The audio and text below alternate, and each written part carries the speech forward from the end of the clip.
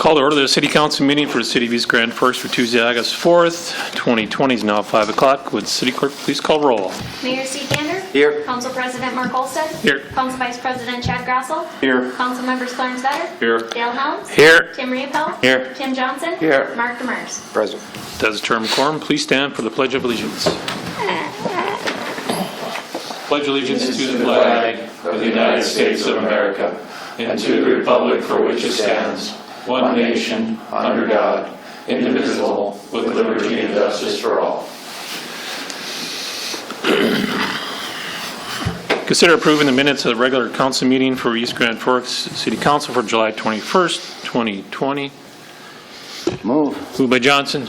Second. Second by Riepel. Any questions or discussion? Roll call, please. Riepel. Yes. Johnson. Yes. Olstead. Yes. Grassel. Yes. Demers. Yes. Vetter. Yes. Helms. Yes. Motion is carried. Scheduled bid lettings, none. Scheduled public hearings. Public hearing regarding the replat of Lot 5, Lot 6, Block 1, Emerson Estates Third Addition. Make a motion to open public hearing. Moved by Vetter. Second. Second by Riepel. All in favor, say aye. Aye. Opposed, same sign. Public hearing is now open.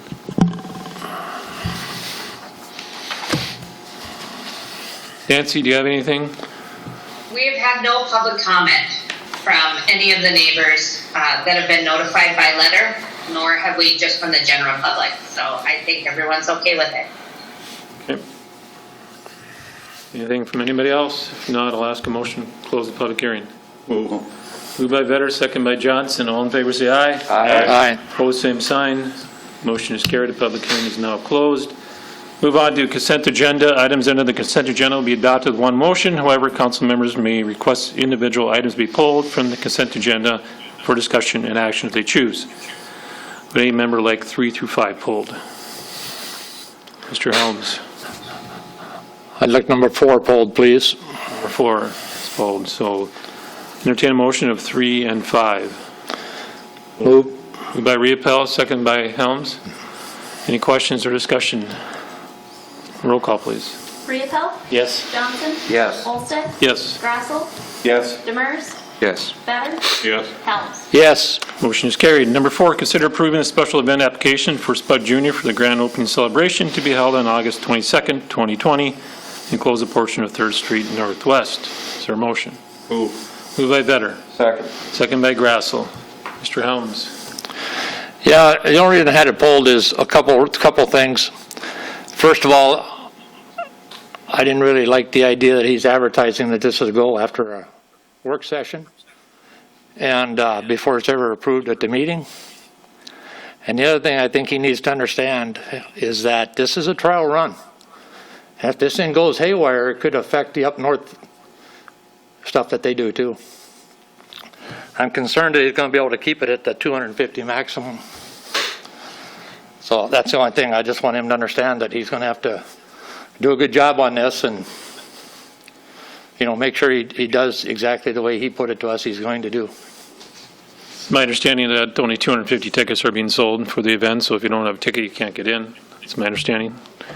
So, Mr. Demers. Thank you, Mr. President. I guess I didn't come here with that that issue, I guess, but it is something we want to make sure. I think it's good to raise that and say that we do want to enforce this.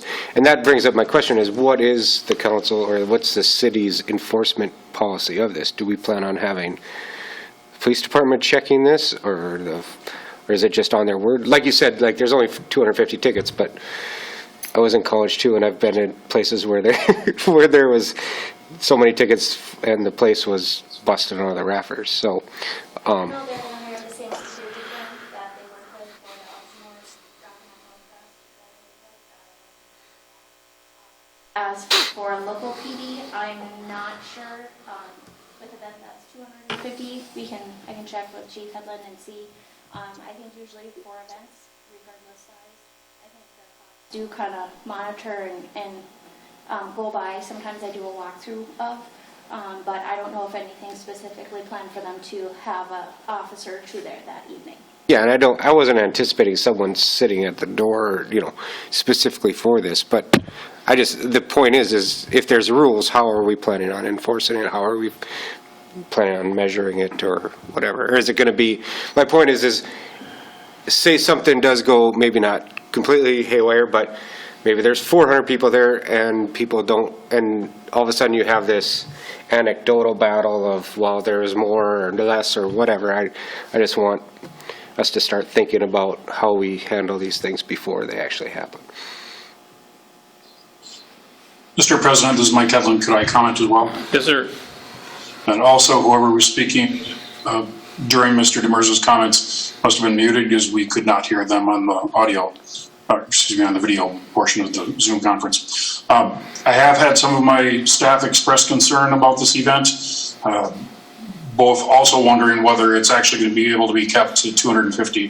The main act that evening is quite popular, and I think would typically draw a much larger than 250 crowd. So even if it's limited to 250, we could easily get additional people in the area, perhaps outside of their gated area, but definitely could attract a larger number than 250 people in the general area.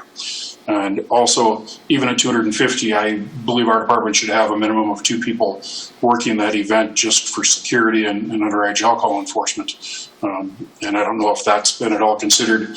In the past, we have not billed for this, but it has cost us overtime money for the past 2 events that they've had that were up north. And last year's obviously drew dramatically more than 250 people. But it's still one of those situations where it does take officers away from the streets. We almost have to have additional bodies working. Thank you, Chief. Anybody else have any comments at this time? President, Mr. Gulstead.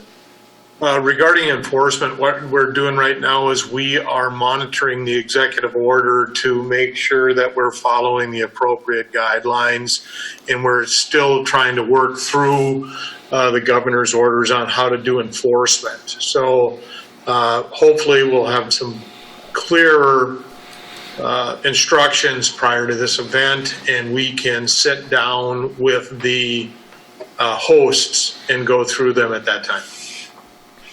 Thank you, sir. Anybody else have anything at this time? Mr. Johnson. Well, I hope everything goes well. I think that Mr. LaRocque does a good job bringing things into the East Grand Forks, and I wish him well with it, and so be it if other people come on the outside of that gate, as long as they're social distancing, doing whatever they need to do, then they can have more of these events, and I welcome them. Yep. Thank you, sir. Anything else from anybody? Now we'll go to roll call. Riepel, Yes. Johnson. Yes. Olsted. Yes. Grassel. Yes. Demers. Yes. Better. Yes. Helms. Yes. Motion is carried. Acknowledge of receipt of reports of officers, boards, and commission. There is none. Communications. Police Department hiring process update. The backgrounds are being completed on the applicants for the police officer position and administrative assistant dispatcher jailer position. During this process, a police officer resigned from their position, creating an opening. Certified candidates were still available from the recent hiring, and background has been started on that candidate. Pending the positive completion of the backgrounds, a formal request to hire these positions will come before the council. So, Chief, do you have anything to add to that? Yes, I have submitted an RCA for next week's work session regarding the filling of the admin assistant position. We're finalizing that background basically as we speak, and we're ready to move forward on that hire. So I have an RCA in for next week requesting the approval for hiring that individual. And we're working on getting the backgrounds completed on both the officers that we're looking to hire as well. I may possibly have those probably not by next week, but potentially for the regular meeting in 2 weeks, if that wouldn't be objectionable to anybody. Would have to go on as new business at that time. Otherwise, for sure, we would have those ready for the following work session. Thank you, sir. I move. Just communication. Old business, there is none. New business, consider adopting resolution number 20-08-48, approving the promotion of Paul Hansen to Assistant Chief at a salary of $34.41 per hour. Move. Moved by Grassel. Second. Second by Riepel. Any questions or discussion? Roll call, please. Riepel? Yes. Johnson? Yes. Olsted? Yes. Grassel? Yes. Demers? Yes. Better? Yes. Helm? Yes. Motion is carried. Number 8, consider adopting Resolution 20-08-49, approving the promotion of Tanner Peterson to engineer at a salary of $26.87 per hour. Oh. Moved by Grassel. Second. Second by Riepel. Any questions or discussion? Roll call, please. Riepel? Yes. Johnson? Yes. Olsted? Yes. Grassel? Yes. Demers? Yes. Better? Yes. Helm? Yes. Motion is carried. Move on to claims. Consider authorizing the city administrator clerk treasurer to issue payment of recommended bills and payroll. Move. Moved by Johnson. Second. Second by Helms. Any questions or discussion?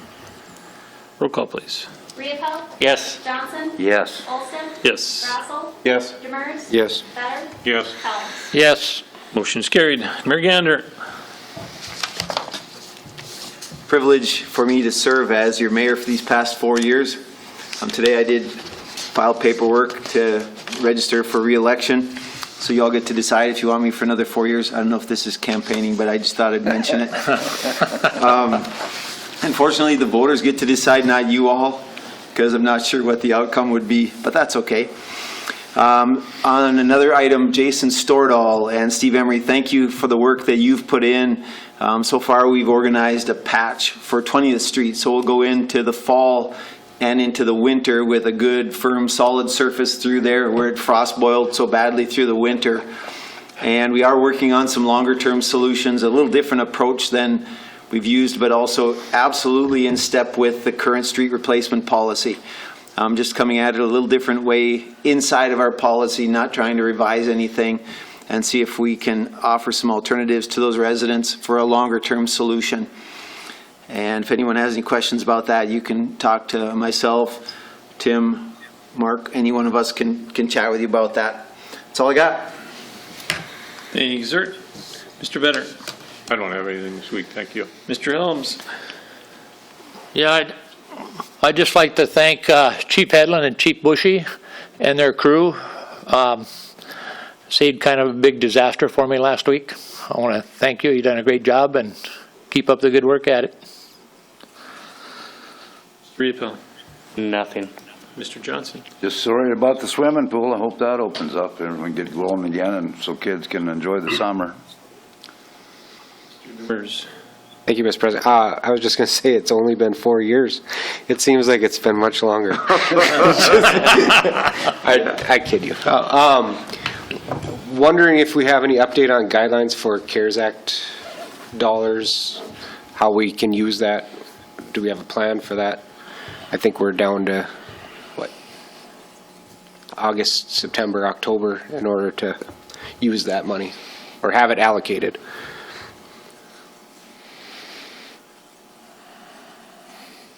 Mr. Murphy or Ms. Anderson?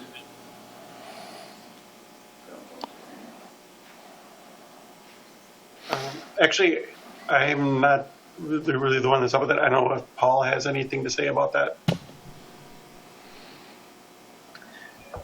Mr. Murphy, Mr. President, Mayor, and members of the board, we are still looking at the guidelines as they're being developed. We are also, as I understand it, we're looking to have a discussion at next week's work session so that we can, so the council can tell us what types of things they're looking at. And I have been working with the EDA on the kinds of things that the EDA would suggest that we do with any monies that aren't used for city expenses as well. And in addition, Carl and I have been working with Chuck Whiting and with the other cities in Polk County, because Polk County received a large allocation of funds, and they're looking for ways to be able to help businesses as well, and they can also provide monies that can go to businesses within the different municipalities within the county. What's the funding mechanism? Does this come into the city, or are these EDA dollars, or where is this coming in, or supposedly coming in? These dollars have been allocated by the state. From the CARES Act, there was an allocation to each state. In the state of Minnesota, there was, I want to say something like $891 million that was allocated to go to the cities and counties. and it went to both cities and counties on a per capita basis.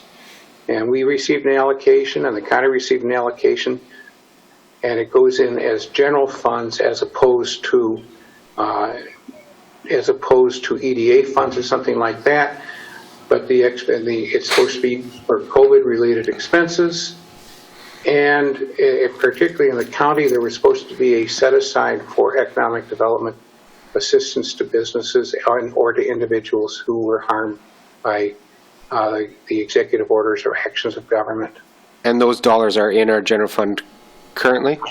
I cannot answer that. You'd have to ask Ms. Anderson on that. I don't know the answer. And you anticipate for next week's meeting, you will have the guidelines will have been created, or I guess, or are they're going to be a constantly evolving thing, or? If it's like anything else that's dealt with this situation, they'll be constantly evolving as we move forward. What we do know is the money has to be spent on the local level by middle of November, and then on a county level, approximately 2 weeks after that. And if it's not done there, it ends up going back into the general state for expenditure by the state. There are some general rules that have been promulgated as to what is done, and part of what on my Thursday updates, part of what I've done is put in the most current information regarding the rules as people know them at this point. But the rules are being set by the federal government, and we're waiting for action by, in particular, the Treasury Department for what they're going to, for how we can allocate the funds and use the funds. Great. Thank you. There.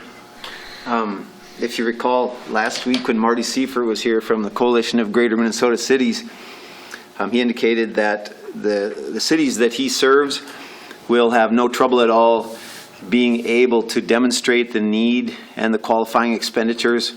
The way the rules were written, a city, a municipality would be able to demonstrate that those dollars were spent appropriately according to COVID-related activities. But I think for us, the decision is going to be, and hopefully the EDA can gather some of this before we meet again in a week, what is still the unmet need in our business community. If we have still some unmet need of businesses that have fallen through the cracks, and any of these other programs that have gone on up until now, good, credible businesses that just haven't qualified for one reason or another, whether they're a home business or whether they had 51% ownership of Grand Forks residents, still they're East Grand Forks businesses. And so if somebody can show that we have a lot of unmet need in those businesses, it would be for the council to decide to allocate a portion of those funds to that effort. And then we would in a lump sum, I think, distribute that out and have the EDA, help set up the programs to do that. But I do think it'll be ultimately the council decision. Do we want to demonstrate 100% need for that money here locally? As Marty indicated, would be no problem. And he would even give guidance toward that end. Or is there that unmet need, and so a percentage of that dollar amount should be allocated to packages to help local businesses? That'll be our decision to make, and I would hope to have, again, information from the EDA to guide us on whether there is that unmet need. And just as a follow-up to that, I obviously we probably uncover some unmet need in the business community, but I've said in the past, as I think there's no more important need that we have out there is to get kids back in school full time, and anything that our city can do to bring that on, to resume some semblance of normalcy, and it has an economic and business impact as well.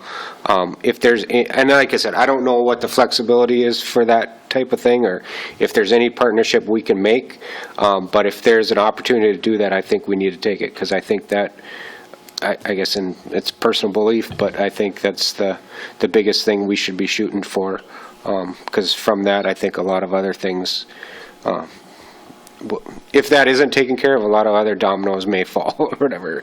So, like I said, as soon as we can get that guidance and get those rules and start having those prioritization discussions, I think the better. And my fear is all of a sudden we're going to get into September, and then a lot of those things that the school would be able to do, or the schools would be able to do, in partnership with the city, kind of already go away, because the school already has to make their decisions and those type of things. So, like I said, you can spend money pretty fast if you want to, but we should spend it wisely, and we should spend it where it's going to make the biggest impact for people. So the earlier we can do that, the better, I believe. Thank you. On that note, too, once we get that guidance, I would want that guidance in writing. I do not want us to be making decisions by hearing what the interpretation is of that. I would like to see the guidance of where we can use the money and not using money. Hopefully they have in there places we can't. So there's clear cut, so we can make the right decision on what to do. So that would be, And I want to know if it's city money that goes to this or if it's county money that goes to EDA. yep. So I want to make sure that we're doing the right thing.